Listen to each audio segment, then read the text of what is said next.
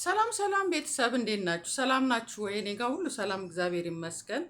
እ፣ ዛሬ የሆነች አጠር ያለች መልእክት ማስተላለፍ ፈልጌ ነው የመጣሁት። መቼም አያስችለኝም እና እ፣ እኔ ሼር አርጉ ላይክ አርጉ ምናምን ማለት አልወድም።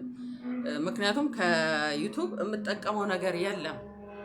እንዲሁ የሰዎች ትዳር ያው ልጆች ስላሉኝ ትዳር እንዲቀጥል ብዙ ሲንግል ማሞች ትዳር ምን ይሰራል ልጅ ነው እንጂ ምናምን የሚሉ ትውልዶች ስለተፈጠሩ እኔ ደግሞ ትውልድ እንደ ክርስቲያንም እንደ ወላጅም ትውልድ እንዲቀጥል ስለምፈልግ ትዳር ላይ ስለምሰራ ነው ብቅ እያልኩኝ የሆነ መልእክት አስተላልፍ የሚሄደው እና ዛሬ የሆነ ነገር ልል ፈለግኩኝ። ያ ምንድን ነው?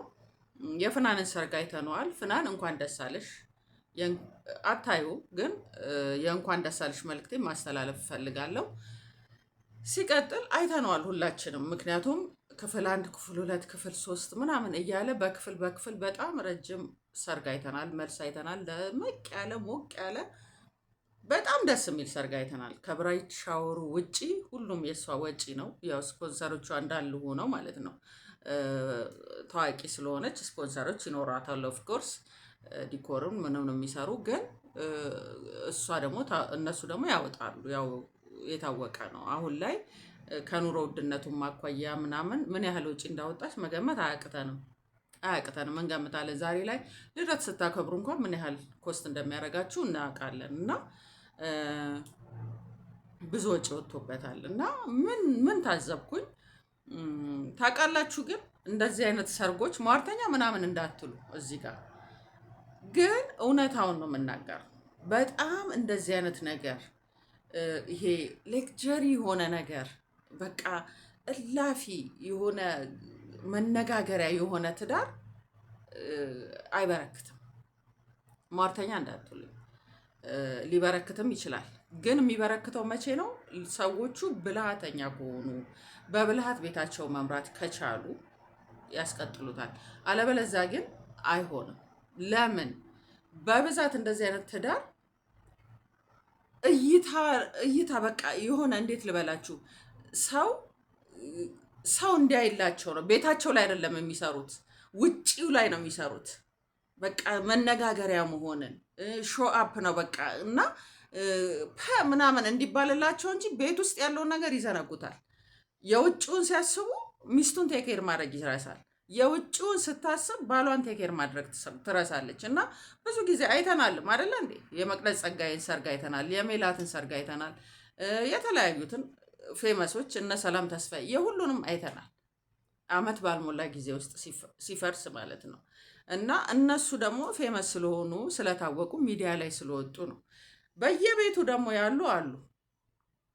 ገባችሁ? በየቤቱ ሚዲያ ላይ ያልወጡ እንደዚሁ በሚሊየን ስንትና ስንት ሚሊየን ብር ተከስክሶ እነሱ አመት ያልዘለቁ ትዳሮች ማለት ነው። በጣም ብዙ አሉ።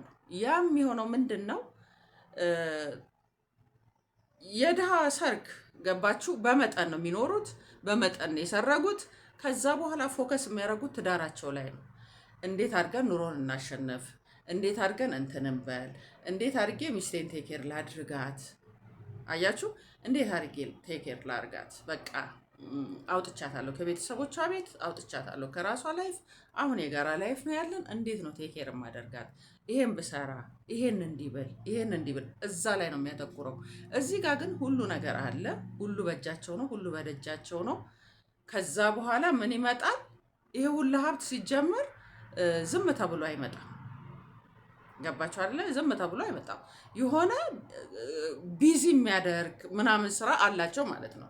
ሰው ቁጭ ብሎ ሀብታም ሊሆን አይችልም። ስለዚህ በእጥፍ ያንን ወጪ ያወጣበትን በእጥፍ መስራት ይጠበቅበታል። ሙሽሪት ደግሞ አብሮ መሆንን ትፈልግ ይሆናል። ከዛ እንዴ ጥላሄ ልትሄድ እንዴ ምናምን ካለችው እንዴ ኬት ይመጣል? ያወጣነው ወጪ ትዝ አይልሽም እንዴ? የሁላ ወጪ ወጥቶ ዝም ብሎ ቁጭ ማለት አለ እንዴ? ይልና ተነስቶ ይሄዳል። ከዛ ሀብታሞች ደግሞ የሆነ አዘግተው የሚጠጡበት ምናምን የሆነ ውስኪ ቤት ምናምን ነገር አለ። እዛ ይገባል። ከጓደኞች ጋር እንትን ማለት ይጀምራል። አምሽቶ ይመጣል። አንዳንድ ይባባላሉ። እሷም ትኩረቷ ገባችሁ? ይሄንን ካደረገልኝ እቤቱ ስገባማ በቃ ልዕልት አድርጎ ነው የሚያኖረኝ ብላ ነው የምትገምተው። ግን የገመተችውና ስትመጣ የሚያጋጥማት ነገር ሌላ ስለሆነ የሀብታም ሰርግ በቃ ሾ ሆኖ ነው የሚቀረው።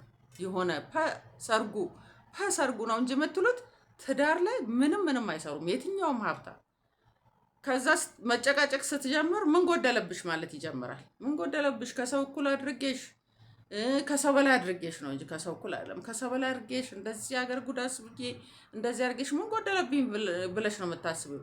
በቃ ትዳሩ ላይ ስላልሰራ እሱ ምንድን ነው የሚመስለው እዛ ጋር የተባለለትን ሰርግ ልክ ለእሷ ውለታ እንደዋለላትና የሆነ በቃ እንዴት ነው ከሰው በላይ እንዳደረጋት አድርጎ ነው የሚቆጥረው። እና በዚህ ጭቅጭቅ ይጀመራል። ከዛ በኋላ መፋታት ደረጃ ይደርሳሉ።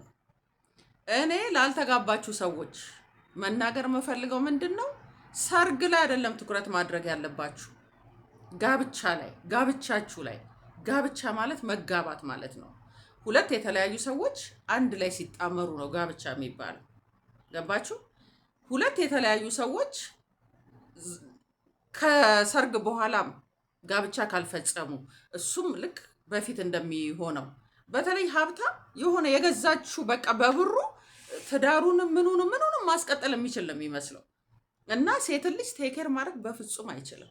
ይሄ ደግሞ በፍናን ብቻ ሳይሆን የሌላውም ትምህርት ሊሆናችሁ ይገባል። የመቅደስ ጸጋዬ ሰርግ ስንትና ስንት ሚሊዮን ብር ነው የወጣበት። ዩኒክ ለማድረግ ያልጣረችው ጥረት ነበር እንዴ? ኢቨን አጻጻፉን ራሱ በሆነ አይነት እንትን የጻፈችው በግዕዝ ነው በምናምን የካርዱን ወረቀት ማለት ነው። አያችሁ፣ ፎከስ የሚያደርጉት ሰውን ጉድ ማስባል ላይ ነው እንጂ እስቲ ለባሌ ይሄንን ለሚስቴ ይሄንን የሚል ነገር ላይ አይደለም ፎከስ የሚያደርጉት። ለዛ ትልቁን ነጥብ ይጥሉትና የውጭ ሰው ላይ ነው የሚሰሩት። የቤቱን ትተው ሚስታቸውን ትተው ባላቸውን ትተው የውጭ ሰው ላይ ጉድ ላይ ያስብሉ። ሰርግ ማለት የሷ ነው። ያ ማለት ግን ነቲንግ። ገባችሁ? ምንም ማለት አይደለም። ሰው አጨብጭቦላችሁ ትዳራችሁን ከምትፈቱ ሰው ምንም ሳይል አይተናል። የስቱዲዮ ፎቶ ስንት ጉድ የምንል በጣም አፕሪሼት የምናደርጋቸው ትዳሮች ደግሞ አሉ።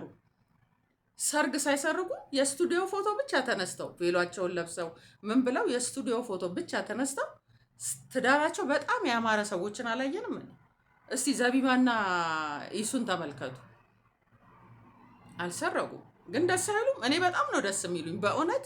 ሰው ምንም አለምን በጣም አክብሯት፣ ሁሉ ቦታ ተንከባክቧት ያስታውቃል ፊታቸው ላይ ያለው ደስታ። በቃ ትክክለኛ ትዳር እንደሆነ። ማነች ናፍቆትና ባሏ ሰርግ አልሰረጉ፣ የመስክ ፎቶ ብቻ ነው ያለን ስትል ሰምቻታለሁ። ደስ ይላሉ ተከባብረው፣ በሀዘኑ በችግሩ በበሽታው ሳትለየው። ገባችሁ? አሁን ያላገባችሁ ሴቶች ያላገባችሁ ወንዶች አሁንማ ጭራሽ እሷን አይታችሁ ጭራሽ በቃ እንደ ፍናን ድል ያለ ሰርግ እያላችሁ ልታስቸግሩ ትችላላችሁ ቦይፍሬንዳችሁን እና ፍቅረኛችሁን። ገባችሁ?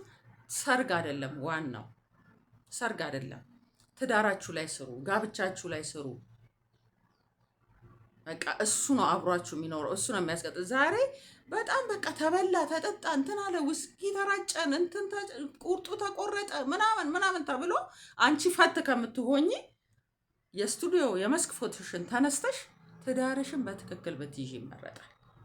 ፈት ምን ጊዜም ፈት ነች። በቃ ይሄ ስሙ ራሱ የሚያሳድርባችሁ ተጽዕኖ አለ። ህይወት ይቀጥላል። ተሰብረሽ ቁጭ በይ ማለት አይደለም። ወይ ደግሞ የሚያንገሸግሽ ህይወት ውስጥ አርፈሽ ቁጭ በይ አይደለም። ውጪ ፈት የሚለውን ነገር ፈርተሽ አትቀመጭ። ግን ከዛ ይልቅ ያልተሰራ ትዳር ነው ለፍቺ የሚዳርገው። ትዳራችሁ ላይ ለመስራት ሞክሩ። ሰርጋችሁ ላይ ሳይሆን ትዳራችሁ ላይ ለመስራት ሞክሩ። እሱ ነው ማለት የምፈልገው። ምክንያቱም ብዙ ሴቶች በጣም በቃ ስለቋመጣችሁ ይሄ ሰርግ ያልደገሳችሁ ሰርግ ገና በጮኝነት ምናምን ያላችሁ እየቋመጣችሁ ስላየው ነው ይሄን ነገር ማለት የፈለኩት። ለሰርግ ሳይሆን ለጋብቻችሁ ተጨነቁ። ይሄንን ነው ማለት የምፈልገው። ስላዳመጣችሁኝ አመሰግናለሁ። ባባይ